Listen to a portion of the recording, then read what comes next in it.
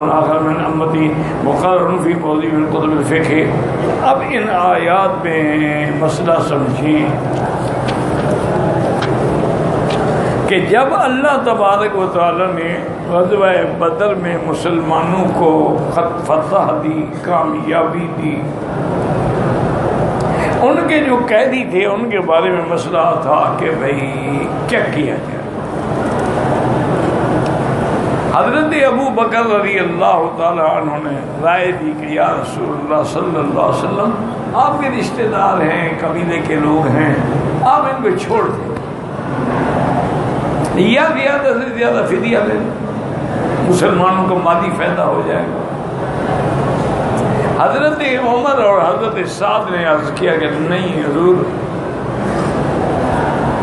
ہماری رائے یہ ہے کہ ان کو قتل کر دیں، جیسی ان کا 70 مارا گیا ان 70 کی بھی کرتے ہیں مراد۔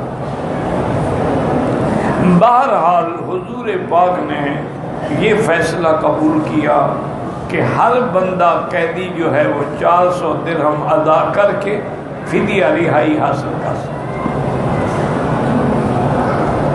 یہ ہو گیا، لیکن اس کے بعد یہ آیت نازل ہوئی کہ آپ نے ایسا کیوں کیا؟ آپ دنیا کا فائدہ اور دنیا کی عزت چاہتے ہیں، اللہ تو آخرت کا مقام دیکھنا چاہتے ہیں۔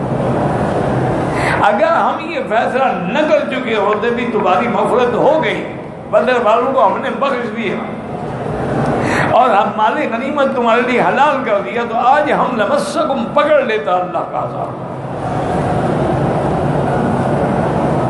اب مسئلہ یہ سمجھیں کہ اگر اللہ تبارک و تعالیٰ انہیں حضور پاک کو جبریل بھیج کے، جب جنگ کی مدد کے لیے جبریل آ سکتا ہے، میکائیل آ سکتا ہے، 1000 فرشتہ آسمانوں سے اتر سکتا ہے، تو پہلے خبر کر دیتے کہ جی آپ ان کو نہ چھوڑیں۔ تو حضور پاک کو واقعہ ہو جانے کے بعد کیوں تنبیہ آئی؟ یہ ہے اصل مسئلہ اس آیت میں سمجھنے والا۔ بھئی اللہ تو قادر تھے نا، پہلے بتا دیتے تو حضور پاک ان کو نہ چھوڑتے۔ اس کی وجہ یہ ہے، یاد رکھو کہ ایک تو امت کو قیامت تک کے لیے سبق دینا تھا کہ کسی مسئلے میں کوئی ایسی بات نہ کرے جو اللہ کی رضا کے خلاف ہے۔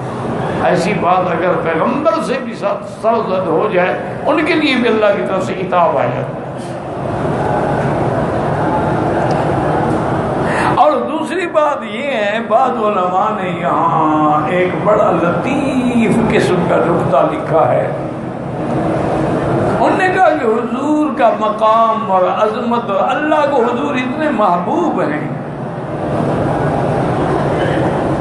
کہ جیسے قصہ عبداللہ ابن ابی رئیس المنافقین جو ہیں، ان کی جب موت کا وقت آیا، سب سے بڑا دشمن ہے حضور کا،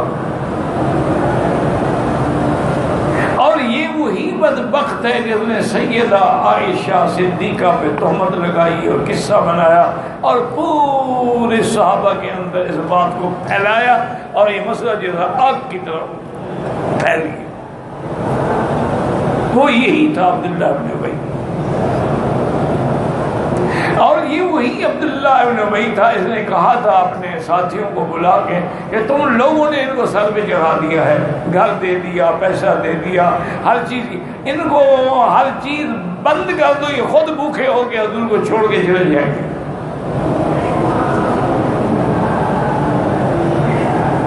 لا تنفقوا علی من عند رسول اللہ حتی ينفضوا۔ اور اسی نے یہ کہا تھا کہ لئن رجعنا الى المدینہ، جب ہم مدینے میں پہنچیں گے، لنخرجن الاعز منها الاذل، جو غالب ہے وہ کمزور کو نکال دے گا مدینے سے، اور ہم غالب ہیں یعنی ہم ان کو نکال دیں۔ یہ ایسا بدبخت انسان ہے، رئیس المنافقین ہے، جنگ احد میں شکست کا باعث ہے۔ جنگ احزاب میں جب خندق کھودی گئی، جس کو غزوہ خندق بھی کہتے ہیں، اس میں بھی اس نے یہودیوں کی مدد کی۔ اس نے یہودیوں کو پیغام بھیجا کہ آپ قلعہ بند ہیں، بالکل مطمئن رہیں، بالکل نہ نکلو۔ اگر کوئی ایسا وقت آ گیا ہم بھی آپ کے ساتھ نکلیں گے پھر مدینے سے، لَئِنْ أُخْرِجْتُمْ لَنَخْرُجَنَّ مَعَكُمْ، اور اگر تم لوگوں نے لڑائی لڑی مسلمانوں سے ہم تمہاری مدد کریں۔ تو یہ وہ آدمی ہے، اب اس کی موت آ گئی۔ حضور چونکہ بظاہر تو کلمہ پڑھتا تھا نا، منافق تھا نا، کہ ظاہراً کلمہ تھا اندر نہیں تھا۔ حضور جب جنازے کے لیے تشریف لا رہے تھے کہ بھئی عبداللہ ابن ابی کا جنازہ پڑھاؤں، تو حضرت عمر نے عرض کیا کہ یا رسول اللہ اتصلی علی ھذا المنافق، حضور اس بدبخت منافق پر آپ جنازہ پڑھیں گے، اس کی مغفرت کی دعا کریں گے؟ حضور نے فرمایا کہ ہاں میں تو جنازہ پڑھوں گا۔ اصل وجہ یہ تھی، یاد رکھیں، عبداللہ ابن ابی کا جو بیٹا تھا نا، عبداللہ پکا مسلمان اور عاشق رسول، اس نے آ کر حضور سے عرض کیا تھا کہ یا رسول اللہ میرے باپ پر علامات موت طاری ہو گئی ہیں، معلوم ہوتا ہے کہ وہ مرنے والے ہیں، اگر آپ مہربانی کریں میرے باپ پر جنازہ پڑھا دیں۔ آخر بیٹا تھا نا، اولاد تھی، اس کا منشا یہ تھا کہ جب حضور جنازہ پڑھائیں گے اور حضور دعا فرمائیں گے میرا باپ بخشا جائے گا، بچ جائے گا جہنم کی آگ سے۔ حضور نے فرمایا اچھا میں جنازہ پڑھاؤں گا، اور اپنا قمیض مبارک بھی دیا کہ یہ قمیض میرا قمیض ہے اور اس سے کفن بناؤ اپنے باپ کا۔ یہ کوئی معمولی بات تھوڑی تھی، حضور کا قمیض مبارک جو آپ کے بدن مبارک کو لگا ہو۔ اچھا اس کی بھی وجہ یہ تھی کہ حضور نہیں چاہتے تھے کہ اس منافق کا احسان رہے۔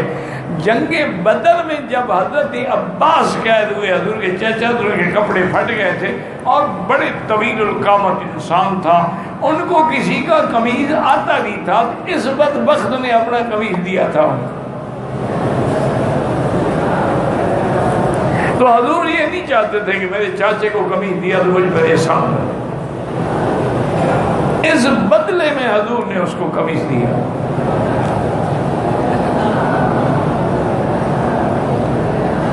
تو اس لیے حضور نے حضرت عمر نے فرمایا کہ بھئی میں جنازہ پڑھوں گا، جو میں نے اس کے بیٹے سے کہا ہے، اور اللہ کا پیغمبر جب کوئی بات کہہ دے تو اس سے کیسے انکار کر سکتا ہے۔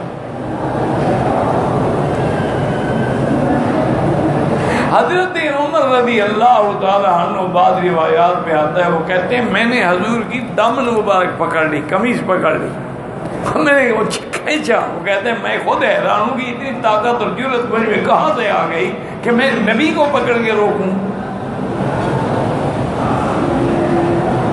لیکن دین کا غلبہ تھا، عمر نہیں چاہتے تھے کہ منافق پر حضور دعا کریں۔ حضور نے میرا ہاتھ جھٹک دیا، فرمایا عمر میں نے کہہ دیا ہے کہ میں جنازہ پڑھاؤں گا۔ اب دیکھیں کہ جب جنازہ کھڑا ہوا، صفیں بن گئی، حضور پاک مصلی پہ کھڑے ہوئے اور جنازہ شروع کیا، حضرت عمر پہلی صف میں کھڑے تھے۔ کہ مشورہ دینا الگ بات ہے، لیکن اب حضور کی اتباع کرنا الگ بات ہے۔ وہ تو مشورہ تھا، نہیں مانا حضور نے، تو اب جو حضور کریں گے ہم اطاعت کریں گے۔ تو بہرحال وہ مر گیا، حضور نے جنازہ پڑھا، وہ دفن ہوا، لیکن اللہ نے قرآن نازل کیا کہ میرا مدنی کبھی بھی ان بدبختوں کی نماز جنازہ نہ پڑھایا کریں، وَلَا تُصَلِّ عَلَىٰ أَحَدٍ مَاتَ مِنْهُمْ أَبَدًا، ان کا کبھی جنازہ نہ پڑھیں۔ یہ کافر بھی ہیں، منافق بھی ہیں، رسول اللہ کے دشمن بھی ہیں، اور ان کے لیے جتنی بھی آپ بخشش مانگیں گے نا، استغفر لهم او لا تستغفر لهم لن یغفر اللہ لهم، ان کے لیے آپ بخشش مانگو یا نہ مانگو، ان کو میں کبھی بھی نہیں بخشوں۔ لن حرف جو ہے یہ تعبید نفی تعبیدی کے لیے یعنی ہمیشہ کی نفی ہوتی ہے. ان لم تفعلوا ولن تفعلوا یعنی مستقبل میں بھی نہیں ہوگا. تو اب حضرت عمر رضی اللہ تعالی عنہ وہ حضور نے فرمایا کہ عمر تیری رائے کے مطابق اللہ نے عرش سے فیصلہ کر دیا ہے کہ مجھے جنازہ نہیں پڑھانا چاہیے. اب جو بات میں سمجھانا چاہتا ہوں اس کو سمجھنے کی کوشش کریں, خدا کرے کہ سمجھ آ جائے اور خدا کرے میں بھی سمجھا سکوں, کیونکہ بعض اوقات جو ہے نا یہ ایک ذہین آدمی تو فوراً سمجھ جاتا ہے نا. اس لیے حضور نے 3 دفعہ کلام فرماتے ہیں, جب بھی کلام فرماتے ہیں 3 دفعہ فرماتے ہیں. اور مان لکھا اس کی وجہ یہ تھی کہ ذہین آدمی تو پہلی دفعہ سمجھ جاتا تھا اور جو درمیانی عقل والا ہے وہ دوسری دفعہ سمجھ جاتا تھا اور جو بالکل غبی ہے وہ تیسری دفعہ وہ بھی سمجھ جاتا تھا. کیونکہ عقل اور ذہن, ایک بچہ تھا, ایک عالمگیر کے زمانے کی بات ہے جب ہندوستان میں عالمگیر بادشاہ تھا, تو ایک علاقے کا راجہ مر گیا تو اس کے بیٹے کو لے کر وزیر جو ہے آیا بادشاہ کو سلام کرانے کے لیے. اور وزیر کا اصل منشا یہ تھا کہ بھی اس لڑکے کو اس باپ کے بعد اسی علاقے کا راجہ بنا دیا جائے.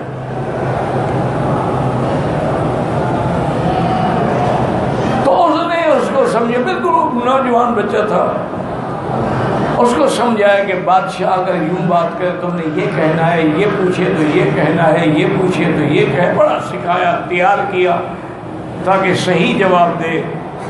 جب وزیر نے باخبر نے کہا وزیر صاحب اگر ان سوالات جو آپ نے مجھے سکھا ان کے علاوہ بادشاہ نے پوچھ لیا تو پھر میں کیا جواب دوں.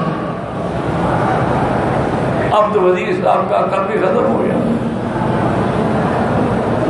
وہ لے کے گیا. اللہ کی شان یہ ہے کہ عالمگیر اس وقت ہاؤس کے کنارے پہ کھڑے تھے اور سوئمنگ کرنے کے لیے یعنی تیراکی کرنے کے لیے تیاری کر رہے تھے. بچے کو پیش کیا وزیر نے کہ حضرت یہ فلاں راجے کا بیٹا ہے, میں لایا ہوں کہ اگر آپ اس کو اس علاقے کا باپ کی جگہ بنا دیں. بادشاہ نے ایسا کیا کہ اس لڑکے کو پکڑا دونوں ہاتھوں سے اور اس ہاؤس کے اوپر ایسے لٹکا دیا. کہا اگر میں تمہیں یہاں چھوڑ دوں تم ڈوب کے مر جاؤ گے. بچہ ہنسنے لگا اور نے کہا عجیب بات ہے تمہیں بہت نہیں آتی. نے کہا جناب بادشاہ جس کو عالمگیر نے پکڑا ہوا وہ کبھی ڈوب سکتا ہے. جس کو عالمگیر نے پکڑا ہو, آپ تو انگلی بھی لگا دیں وہ نہیں ڈوبتا, آپ نے مجھے تو دونوں ہاتھوں سے پکڑا ہوا ہے, میں کیسے ڈوب سکتا ہوں. بادشاہ اتنا خوش ہوا کہ اس کو راجہ بنا دیا اور وزیر کو حکم دیا کہ اب جب تک یہ بڑا نہ ہو تم اس کے اتالیق رہو گے. تو اس لیے اصل بات ہوتی ہے سمجھنا جو ہے نا, یہ بھی ایک اللہ کی نعمت ہوتی ہے جی, سمجھ آ جائے. شاید کہ اتر جائے تیرے دل میں میری بات. اب بات سمجھیں جو میں کہنا چاہتا ہوں کہ بھی وہاں بھی جنازہ پڑھنے کے بعد حکم نازل ہوا. اللہ پہلے بھیج دیتے تو حضور جنازہ نہ پڑھتے نا اس بدبخت کا. یہاں بھی قیدیوں کو چھوڑنے کے بعد آیت نازل ہوئی. اگر پہلے حکم آ جاتا حضور قیدی نہ چھوڑتے. اصل وجہ یہ تھی اللہ چاہتے تھے میرے محبوب نے جو کہہ دیا ہے نا, پہلے تو محبوب کی بات پوری ہونے دو, اس کے بعد فیصلہ ہم بھیج دیں گے. ہم بادشاہ ہیں, حاکم الحاکمین ہیں, بعد میں بھی آرڈر کر سکتے ہیں, لیکن ابھی میرے محبوب کی بات رہنے دو.